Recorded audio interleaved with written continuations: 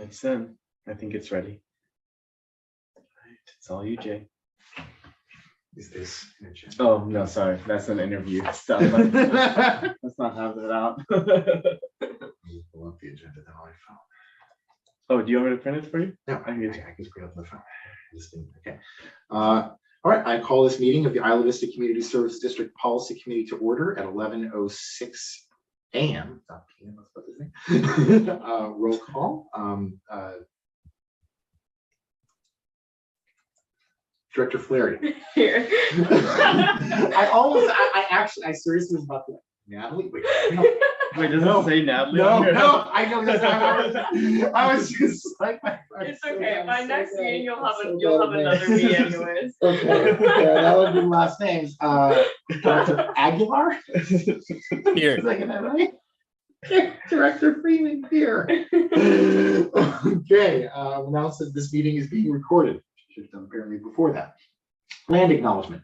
Before we begin, we would like to acknowledge the Chumash people, who are the traditional custodians of this land.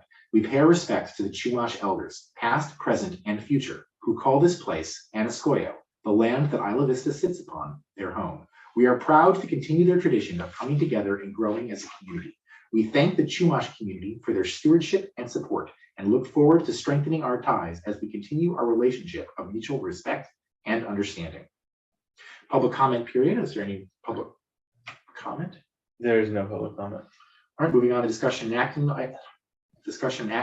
3.1, review proposed employee flex admin time policy. The committee will review the proposed employee flex admin time policy, give direction to staff, and or recommend the policy to the board. Excellent. So there's two needs for having this policy. One is that we've been flexible with our work schedules because of COVID, and that's how all of our employees started here, was during COVID. So we've had to be flexible.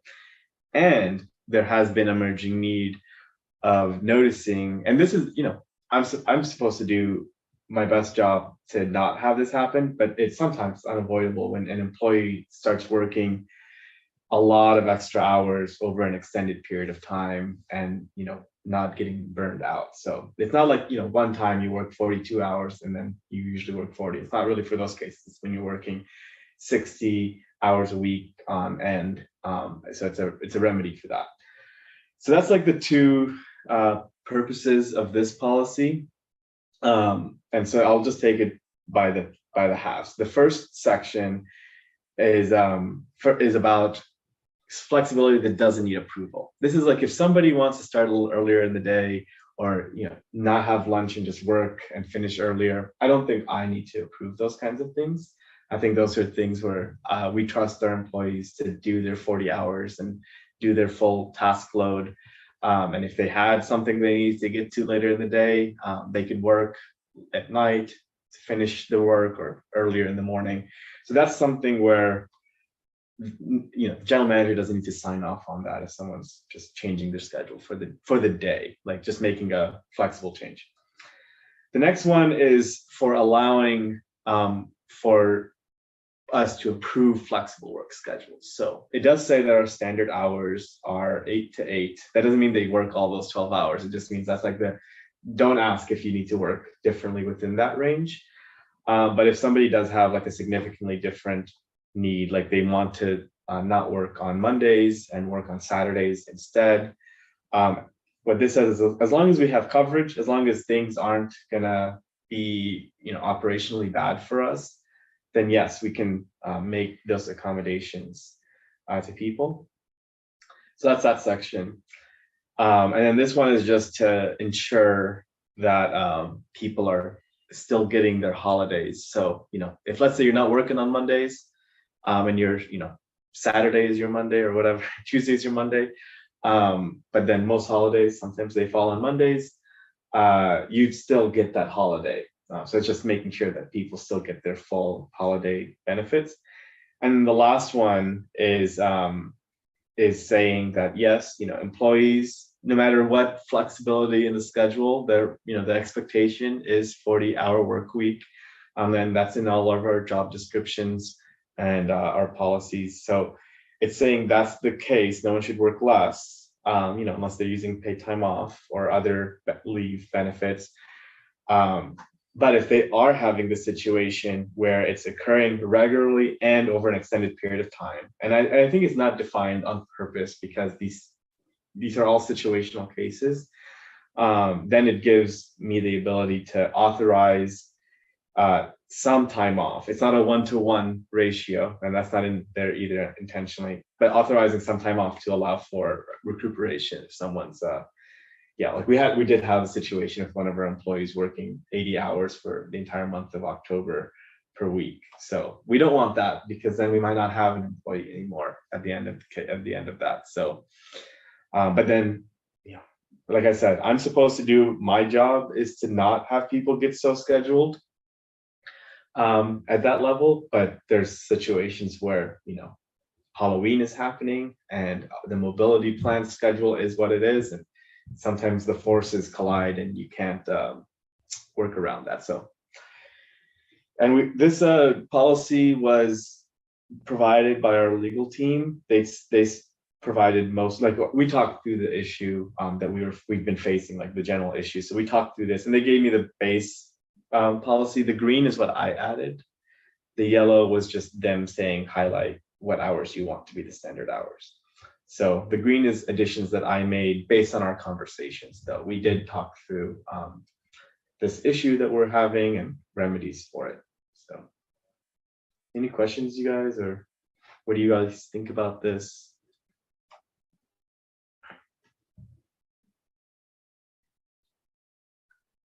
The district shall be authorized to continue current and future schedules. I don't actually understand what that phrase means. Yeah, it was a little hard for me to parse out what it means, but it says that if the status quo may continue, and I guess the future part doesn't make sense. I didn't really read too much of the future, but if we've agreed upon something with somebody already, then we can keep that going. I think is what this is trying to say. Like, if someone already has a flexible schedule, then those can continue to happen. But we can change that. I don't think it's like material.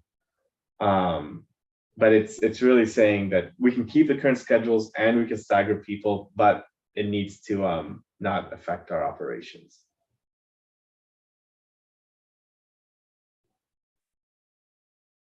How do you think we can edit that? Do you think it just doesn't need to be there? I'm not even certain. Not sure. Okay.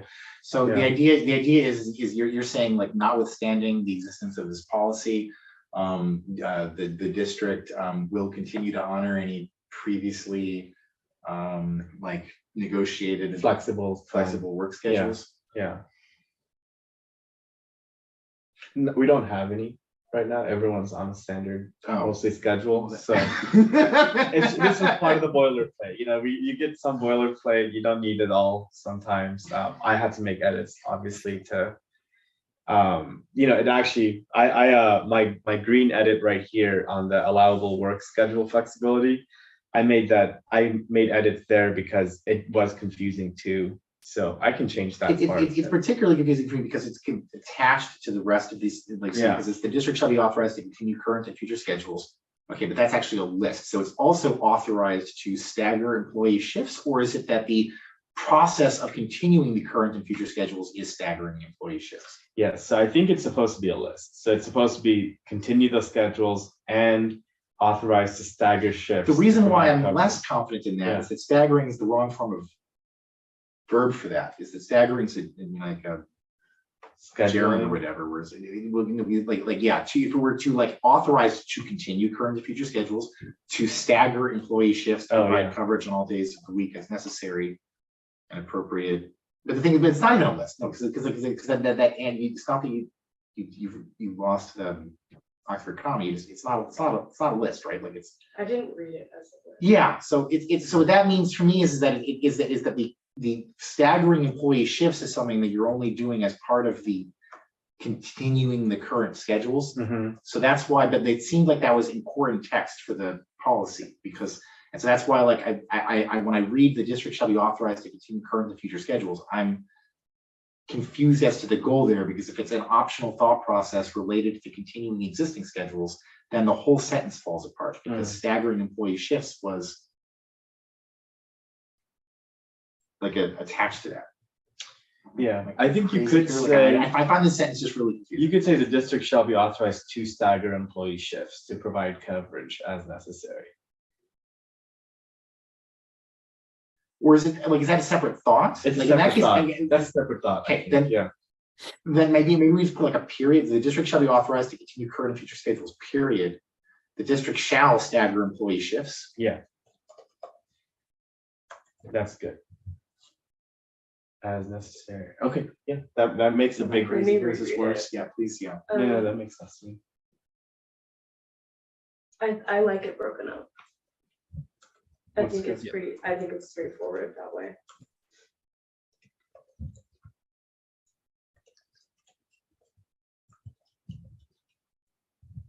Yeah, I think that makes sense. Now with it broken up, I'm now just going to pitch the idea. We do just delete the sentence, the district shall be authorized to continue current and future schedules if there are in fact no currently different schedules. Yeah, sure. I agree with Jay on that. If if it doesn't exist, then we shouldn't have it in there. Okay, I'm interested though Yeah. in your opinion. I mean, I think it still makes sense without it. And I guess just because we're publishing this policy at the time of no current Yeah. schedules being available or like Yeah, there's happening, then yeah. I guess because we're publishing it at that time, then it would make sense to take it out. Yeah. Now with somebody reading this a year later and trying to figure out what that sentence means. Right, that's true. Yeah. That's true. Okay, it's out.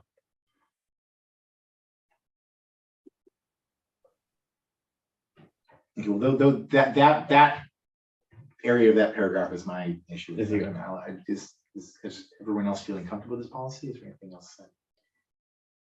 With that paragraph or the The policy. Well, that paragraph is the part that I was most having issues with. Yeah, it was a hard one for me to also tweak, because I made some tweaks from the original too that, yeah. So, do you guys agree with the concept of this policy? Like, do you think we need this policy? I think so.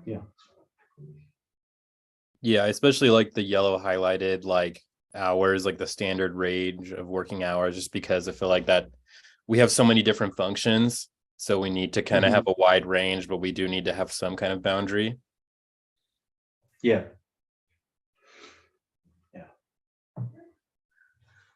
Yeah, I think in the interest of preventing like burnout too, I think establishing a flexible work schedule policy like this, I think also just sends a message as like a district. Yeah. And this is at least, you'll know that we're not uncommon having this. This a lot of other people, like our attorneys, other clients, a lot of them have something like this. So Yeah, I think it shows that we're really paying attention to the needs of our employees, like knowing that sometimes we'll be a lot busier than others, but like we're not going to run you into the ground. Exactly. Like, we care about you as a person and an employee. exactly. Yeah, I mean, I'll say like our team had a tough run from like week of welcome. They were out there full force, Yeah. and then October was just crazy. We had major events for every program, and then so they've been running hard. So Mhm. it hasn't happened like this before because we haven't had this kind of group of employees. So Yeah, I think it's important. Do we want to make any kind of effort to make this all fit on one page since there's only one line that makes it on the second page? It's gonna get I'm gonna chop this up into like A, B, and it'll be in a larger policy manual. So it'll be part Gotcha. of something else. Gotcha. it's occurring to me as I'm hearing people over there. So when I came in, the door was locked. So I unlocked the door and I relocked the door behind me. Oh, And I think we just need to should not have that door locked. Maybe I'll But then now it sounds like there's people in there. So maybe the door is already unlocked. And in fact, we have people who are able to. door's locked. Let me just unlock it. Okay. Legal requirements. Oh, okay. Just during the meeting. Cool. All right, we're good on this one? I think so. Cool. Yes.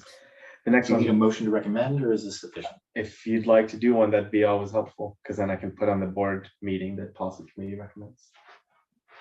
Okay, either of you like to make that motion, or? Yeah, I move approval of the flexible work schedules policy with all of the additions and changes that we made.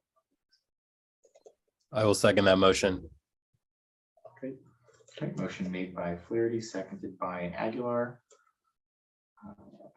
We'll go into a roll call vote. Director Flaherty, Yes. Director Aguilar, Yes. Director Freeman, yes. Motion passes 3000 at 11:21 a.m. Thanks for noting the time. That's, I didn't have it on the motion, I forgot. All right, next one is gonna be way easier. So, and I just wanted to confirm, you guys can see my track edits, because sometimes it's, okay, yeah, great. It's been finicky with me. So we're essentially complying with the law here. When we first made our sick leave policy, it wasn't required in California to provide sick leave to all of your employees. So it had said it's for regular employees and not temporary ones. We do have to provide sick leave to our temporary employees. So that's what this does. And then I took the opportunity to make some verbiage changes, like a lot of repetitive words that were in here. So I'll just walk you through the concept of how this works. Everybody starts with 24 hours sick leave. That's the status quo already. That's always been our policy. The 90th day, that's a legal thing to use your sick leave on the 90th day. But the caveat is that we are allowed to let people use it before the 90th day. We just can't pay out the sick leave until the pay period where that 90th day happens. Next is for B, this is the same, which is our full-time get 4 hours per pay period, which is 26 pay periods per year, which equals out to 104 divided by 8, 13 sick days a year is what we provide. The next one is that part-time employees accrue at a pro rata basis. That's the status quo. So they get 4 hours of sick leave per pay period. And then this is the new addition. And this is what the legal minimum is for temporary employees. We could be more generous if we wanted to.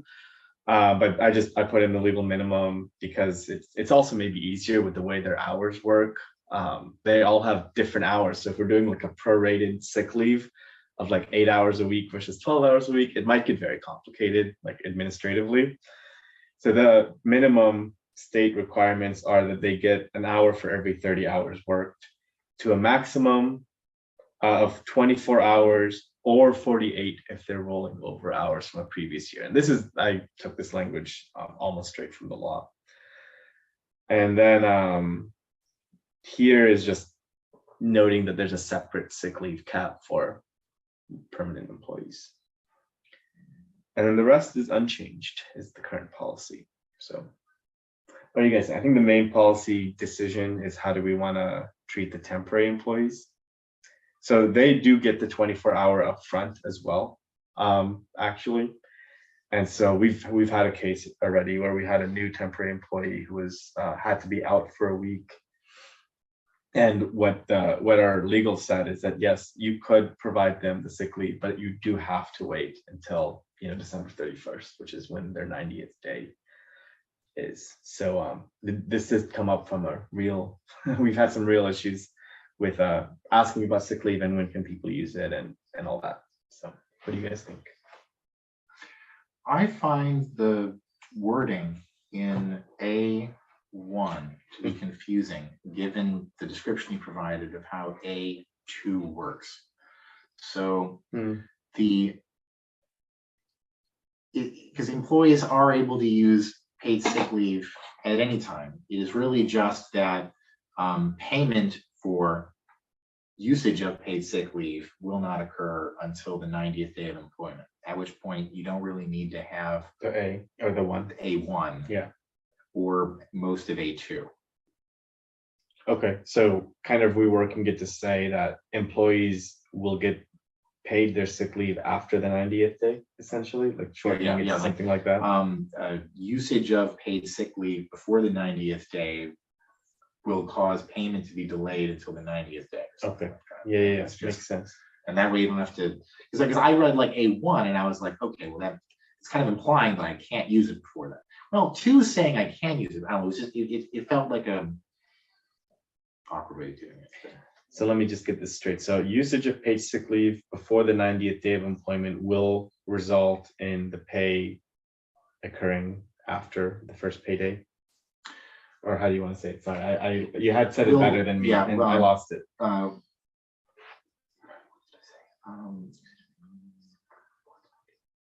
Will delay. Will delay. Payment. Until after, right? Yeah. Until the first payday following the 90th day. I like that. Yeah. Great. And so let me delete one. Cool. Okay. Payment for use of paid sick leave. So change usage of to payment for usage of. Payment, oh yeah. For usage of paid sick leave before the 90th day of employment will be delayed until. Will be delayed.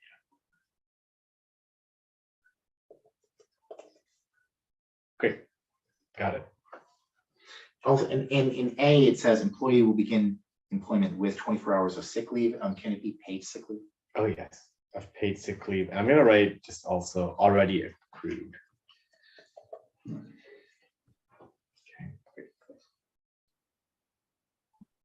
I find the wording in E confusing, but not really.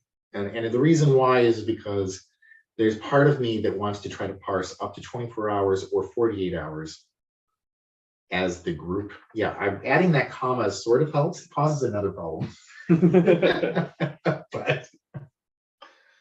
oh, I think you would need another comma somewhere to make it work. Yeah. I know what you're saying. yeah, but it's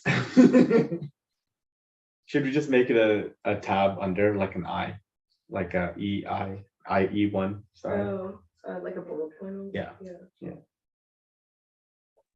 So just keep temporary employees will accrue 1 hour for every 30 hours work, and then E1, they may accrue up to 24 I also am not certain I understand.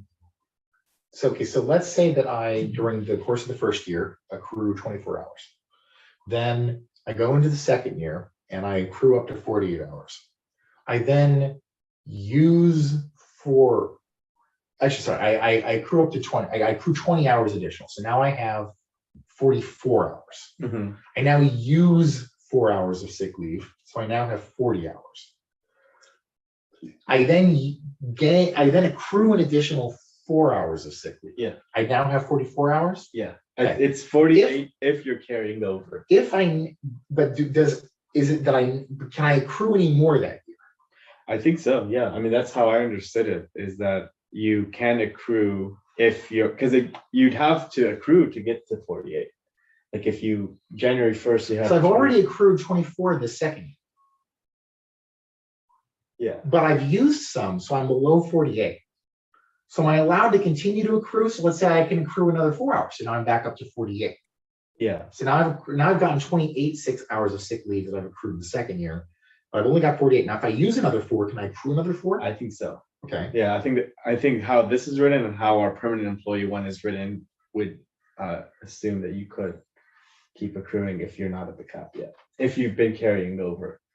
If I've been carrying over. So if I only did 20 hours the first year, Yeah. then my second year, my cap would be equivalent to 48, 44. 44. Yeah. And that's how this reads.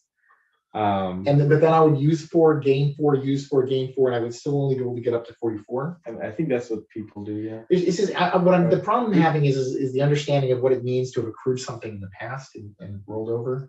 Here's the thing with temporary employees, they're only allowed to work for us for like 1,000 hours or 1,080 hours. So we might not ever get to that point, because if you do 1,080 divided by 30, That's 36 hours. Oh, well. But this is the legal, this is the legal language. I just use the legal, that's the legal language, that's what the law for general, that's the minimum requirement under the law.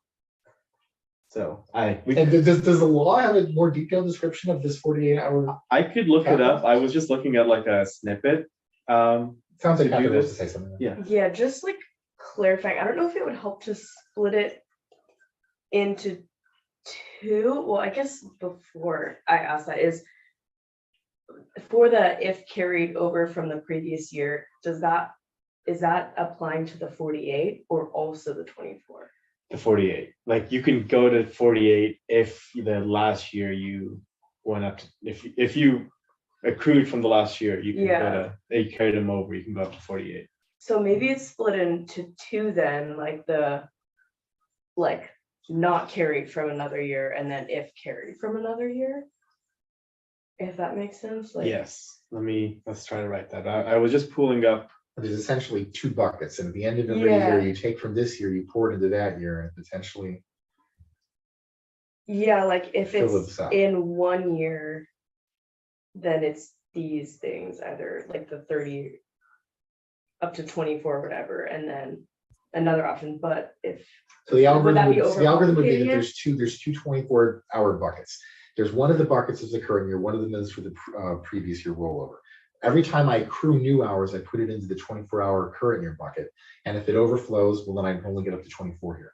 At the end of the year, I fill up as much as I can into this one, but I leave hours in here. So if I already have 4 hours here, I have 24 hours here. I put 20 hours into there. I've got 24 hours here. I still have 4 hours here. And then I can accrue into here. Yeah, I think that's how it works. Wait, how you described it. Yeah. And then, of course, when I spend from it, I would spend from it preferentially out of this bucket. And then if I Yes. run out of this bucket, I would dip in and out. For sure. No, for sure.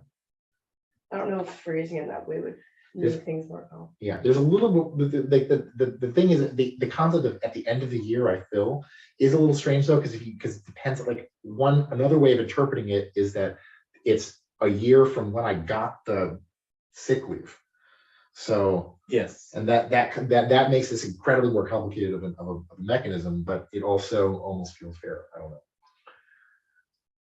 So you'd say like you're saying the year should be like August 1st to August 1st, not the calendar year. Because Oh, well, no, I was saying like another way of reading this, the simple text is in some sense that like if I accrued something today, I would have it for a year. Yeah. And then it would get moved into the rollover. So Yeah. that way I'm able to take from this bucket and pour into this bucket more often, because as stuff in here. Do you want me to work on this more with our legal team? Actually it just prevents stuff. Well, because it doesn't seem to matter. Yeah. Right. So that's why I don't know. I was curious if the law is something more specific. If this is what the law says, it sounds like it's okay. We could also just change it to say, or 48, like you can have up to 48 hours accrued. If we would be okay with them accruing 36 hours, because they can only possibly accrue 36 That's hours. right. We could just make the cap 48 straight away. It almost doesn't matter because they're never going to work enough to get to 48. Because the law is designed around regular employees too. Yeah. But it does apply to all employees, and we just have a lot of temporary employees here. That's just a quirk for us. We have a lot of student employees essentially. So it is a quirk for us, I think, on how we interact with the law. But yeah, we can just change it. Temporary employees will accrue 1 hour for every 30 hours work, up to 48 hours. That's a policy decision. I don't know if everyone else. Yeah. I mean, if it would have already been 48 of carried over anyways, then it feels like that middle part might not be as relevant. Yeah. If you would have been able to carry it over anyways. Right. Right. The immediate change is because these temporary employees are coming in with 24 hours of paid sick leave.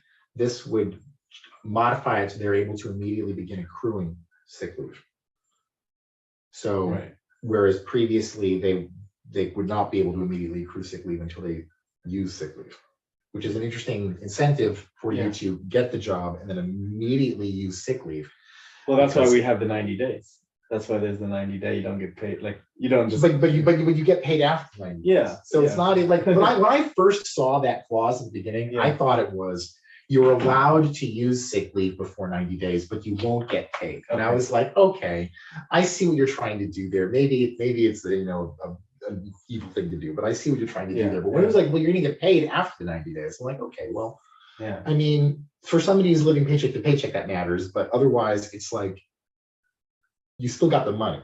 Yeah. So, but I mean, like the incentive is right. Like it would almost be idiotic for a temporary employee to come in and not immediately attempt to use sick leave under the policy as drafted because they're not accruing any sick leave. Yes, that's true. Under the unless it was like the next, unless it was a year Yeah, later. the year later. Yeah. Yeah. So what you want to do is the very first thing you want to do is you want to try to use some Game, sick yeah, leave. Yeah, yeah. well, it's a game or whatever. It's just Yeah. at least I want to go. I almost want to tell them to do it, right? Like Yeah. they were given that sick leave as part of their Yeah, employment, and then yeah. they did not get to use it. But then if so. they get sick later, they don't have to be unpaid on sick time. Well, what you do is you want to use 1 hour, right? So that way your first 30 hours of work, you actually gain that hour. Yeah. So yeah, it's with like 1 hour of sick leave. That's true. Thank God directors can't be employed. Yeah. I think we are employed. I don't know if it's technically employment. It's statutory employment. Yeah. I know what Jay would be doing. Yeah, Jay's figuring it out. He'd start at 9 instead of 8. Got a headache this morning. I was sick.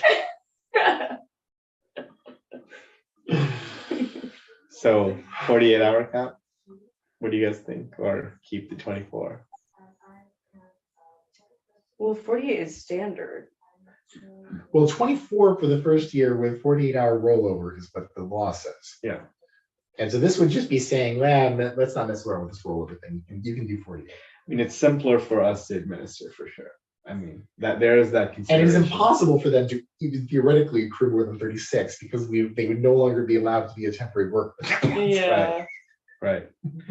Yeah, we're dealing with a very specific population Yeah. and like situation with this. What happens if they transfer over To be a permanent employee, Mhm. then it just they're resets, fine. It just or I mean, they keep accruing it? they'll accrue at a higher rate, Yeah. and they can probably keep they will keep their sick days Yeah. that they had, especially if there's no interruption in employment, like they got promoted, Yeah. they would just switch to the other rules. When then they'd have a 168-hour cap. Okay.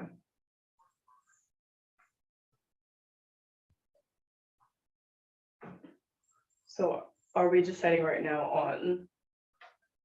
The cap. Okay, okay. Keeping the 24 in there? Yeah, keeping the 24 cap or just having the 48 cap. Okay, my suggestion is to just have the cap be 48 for temporary employees. Yeah, I think it's more straightforward. And if they. You're saying that they can cap at 48 within 1 year.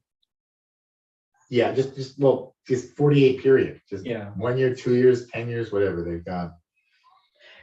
Yeah, I mean, if they start with 24 and they work their full 1,080 hours, they will hit the cap if they never use their sick leave. But That's the point. hopefully they It's use 36 additional in addition to the 24 they already have. Yeah. Yeah, that's right. Yeah, I support that. Yeah, so they'll be fine. And we do know students get sick.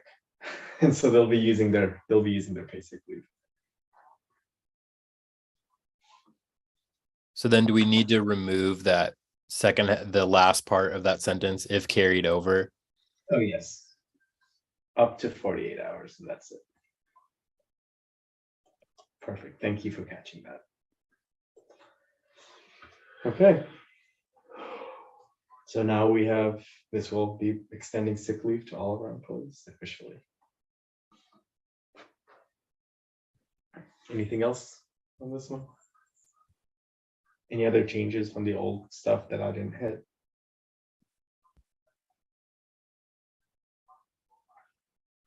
What is the average amount of time we hire a temporary employee for?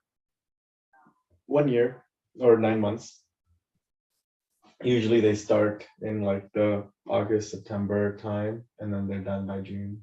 Okay, so we do tend, it's not, we do not have a large number of people that we're hiring and only using for like 50 hours a time.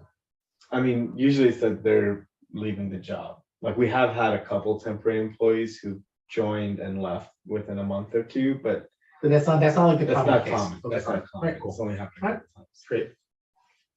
Cool. Do we have any language in here about like the number of days in a row that one may use sick leave? I don't believe we have that language, so it is open-ended. So is They that just something have that we to- have to like establish, or is that covered by like FMLA requests and things like that? Because we Hmm. did have that interaction, correct? Good point. So I don't know if we've let people in the past, our precedent is we've let people use up all their sick days if they've got them. So, not having a limit, like if you need like 3 weeks of sick days to be used and you've got them, which is reasonable, someone can get that many. Yeah, they'll just be on paid sick days those days. If they were to run out and still needed to be out, then we'd go into the FMLA, and that is a second separate section. I just didn't paste that into this. It's just a other bullet point, but it's a good point. I mean, it is something we could possibly limit. Like, I'm not sure if that's legal or not, but it's something I think it's something we can look into, is having 10 days is the most you can use at a time, or 5 days, and then at that point we would look at other options. But at the same time, this is a entitlement or benefit that we have given them, so it's hard to say. I think it's hard to say maybe that it's not allowed to be used, but and you can use unpaid leave but not paid. So I think we should let people use all their paid leave until they get better or need to use the unpaid options. Yeah, I think that So I think- I mean, so at UCSB we have a limit. So like with my situation, like I had to like, I don't know, it's really unclear to me still. So it's like I don't have full understanding, but at UCSB I know that the limit is 3 days in a row, which they changed in the last like 5 years or so. And there were tons of questions, but I haven't really seen it come up at all. And then at UCSB, there's also situations where folks are allowed to like give their hours to someone else. So Right. say if employee B is sick, I can give them extra sick hours if they were below or they don't have enough, and that kind of a thing.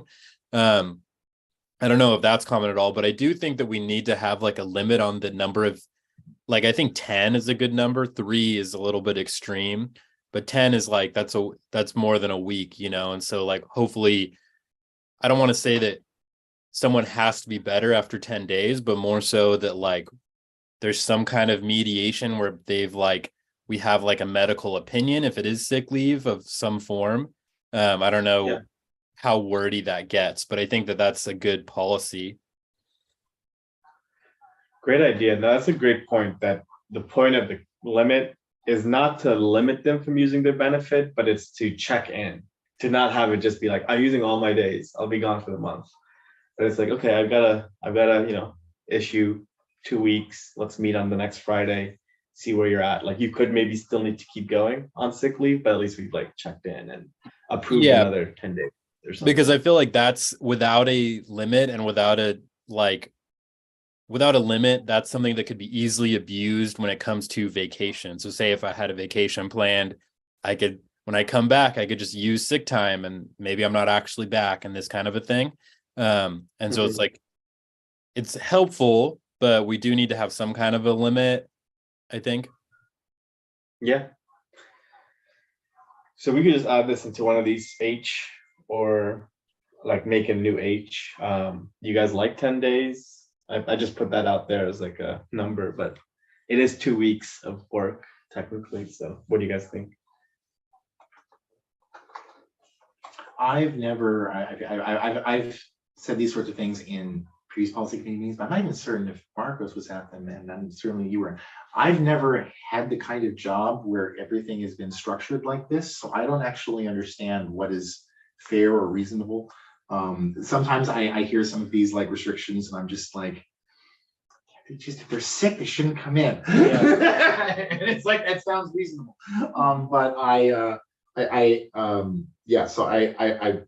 really want to defer to people who actually have the experience of dealing with these rules.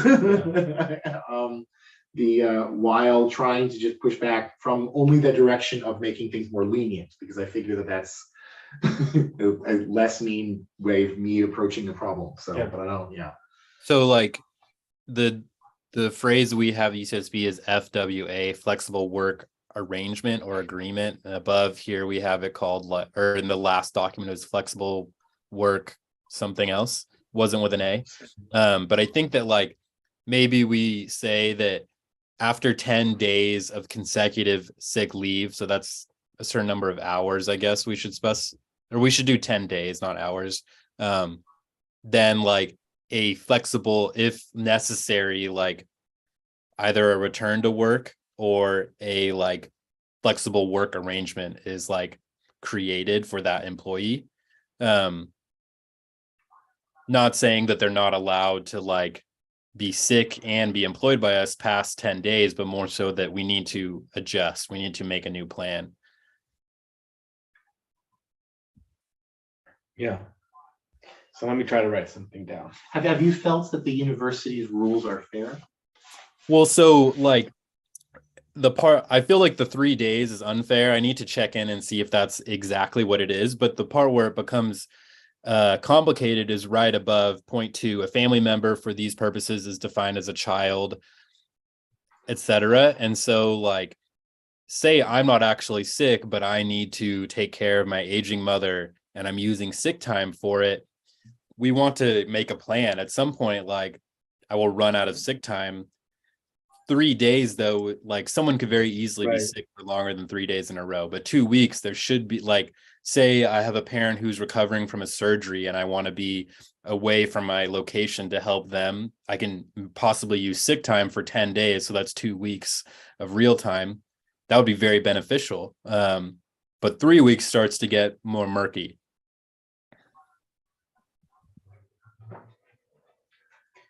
So I'm writing something like, after 10 days of consecutive use of paid sick leave, the employee and the general manager shall meet Yes. to discuss additional need for paid sick leave and or a flexible work schedule. How does that sound? Yes. Yeah, I think that makes perfect sense.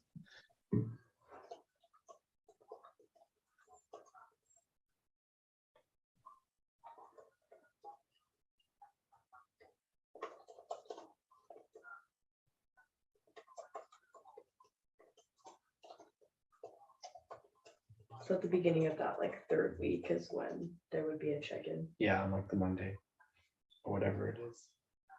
And I like the way that you worded, Jonathan, the needs to like continue utilizing, because maybe they really do, and everything makes perfect sense. They really do need like 3 more days. Then that we should, if they have those hours accrued, that we should be able to like easily make that stamp. But if like, For sure. Yeah, if it was like, oh yeah, I just need a couple more days, I will be back on Thursday. Like, of course, you got to say yes at that point. So, Yeah, I think that's a great addition. ooh, you had mentioned something about a note, Marcos? Like, should we include in here like they should provide at this point the note? yeah, like, and I want I'm not really sure what a doctor's note like legally is, but like I want to make sure that they either like Zoomed or physically interacted with like a physician. Yeah. I don't want it to be like, I thought about it and I think I'm better. I don't know, if I took 10 days of like flu, hopefully I've gone to the doctor, because that's a pretty extreme flu. Yeah. So the way I've experienced like the doctor's notes and how they work is it's usually required at different steps. Like when you're doing a family medical leave, you do need to have a doctor's note to like verify that that's, you're releasing someone like that. So it's not like an end all be all kind of thing. But it is a good check and verification. And that the way you can get them from urgent care if you have to, you can get them from your regular doctor. And it's usually like a couple paragraphs that says like, I've seen this person and they need to continue their sick time until this day. And again, like if the doctor comes and says like, oh, they need like 6 weeks of sick time on their doctor's note, that's a different conversation than the doctor's note saying 3 more days or wait a week or something. Yeah. Or like, I mean, so my particular job being like more technology based, and I'm sure we have employees who could achieve the full function of their job without 100% being in person. Like maybe their note is to like work in a different location or like alter some of their duties for that time period. Right. Yeah. Right. So the note would come during, like, at The any check-in. point during those Yeah. 10 days. I guess so. If they got it, they can get it to me. But I think it should be like, oh, we should use the note to discuss the. Okay, like by the end of the 10 days. Yeah. Okay. Yeah, I haven't really interacted with that at all, except for in like relation to classes. Right. That's like Right. a whole other thing where. Yeah, some you never president- know. Yeah, it's like all over the place. There's no for that. policy. That's No, not at all. Okay, so I'm gonna say is after the 10 days of consecutive use of paid sick leave, the employee and general manager shall meet to discuss additional needs to utilize paid sick leave and or implement a flexible work schedule. At this meeting, the employee shall produce a I'll put a more technical term like a medical provider, because it might not just be a regular doctor. Shall produce a medical provider's letter that, I don't know, I'm trying to get the words, I know what I'm trying to say, like that kind of describes their condition and ability to return to work, that Or like describes their needs. describes their needs in the workplace. Yeah, and that need could be more time off, or it could be, not standing at work anymore for a bit or something.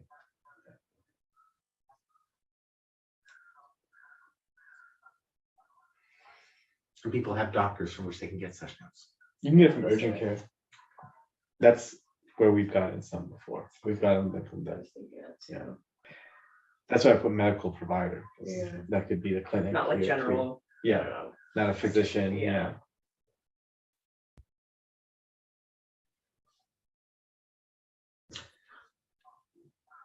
In G1, Mhm. you've got a backtick in the middle of the word proceedings. Oh, I think that's just me typing But wrong here. Yeah, I'm also going to suggest though that instead of semicolon or, there's just a comma there Yes. without the or.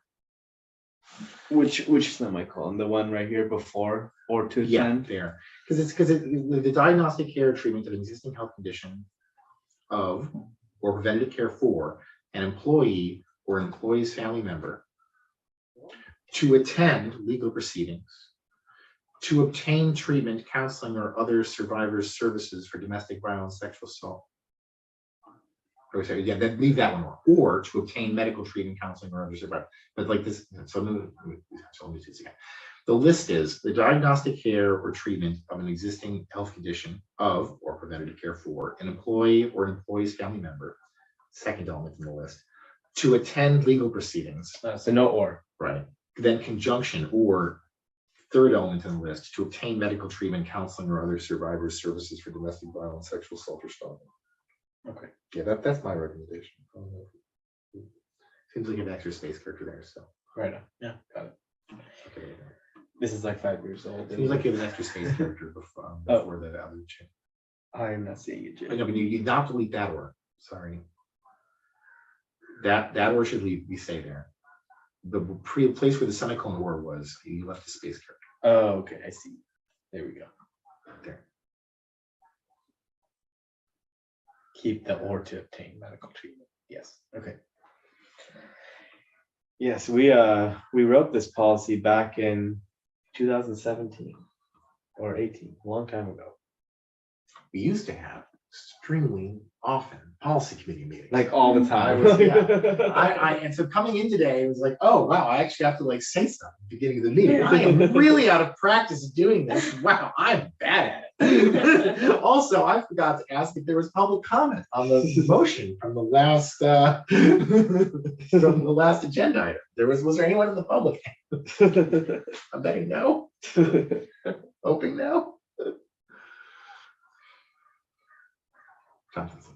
Yeah, Spencer just texted me. Was it somebody complaining that I didn't ask about the public comment? Already leaving Just another issue that we'll deal with after this. All right, I'll stop sharing this at this point.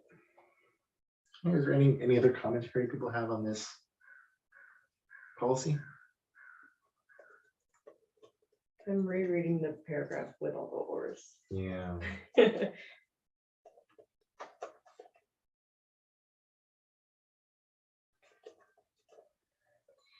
There are a lot of nested ors. It's amazing. Yeah. That we're talking at the end really makes sense. Yeah.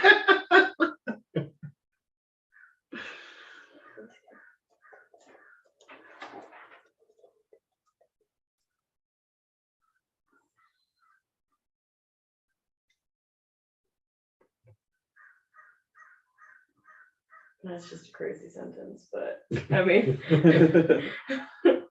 Don't ask where we got it. We got it from some policy manual from somewhere else and then hacked it up ourselves. I feel like a more common way of doing this is to break these off into a list. So that way you're able to actually say like, I am utilizing sick leave under policy AG1 for F. I can easily right? do that. And then like you have a definition section at the end of the policy, which would include the definition of family member in order to get I think it's fine as currently. Like I think it is a complicated sentence, but I do not believe it is an ambiguous sentence. Yeah. So. Yeah. I think it looks good. I think the rest of it looks good too. Cool. All right. Well, big updates coming to CSD. Probably want to make a few more of these kinds of like later. More of these updates, like making sure we're legally compliant, because some of our policies were written just 4 years ago, and a lot has happened in 4 years. So. All right, so anyone like to make a motion relating to the recommendation of this policy? Find that agenda document minutes rather.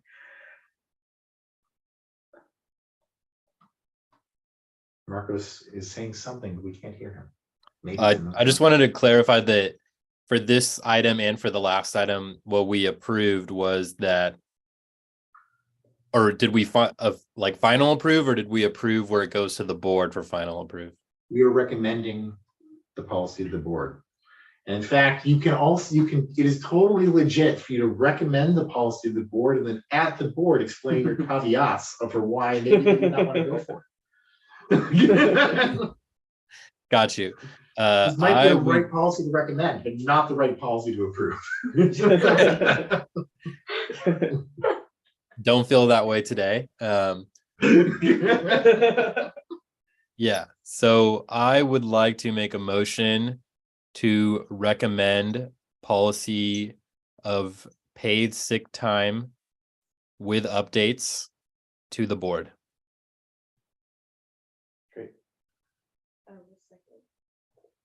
Motion made by Aguilar, seconded by Flaherty. Is there any public comment on this motion? No.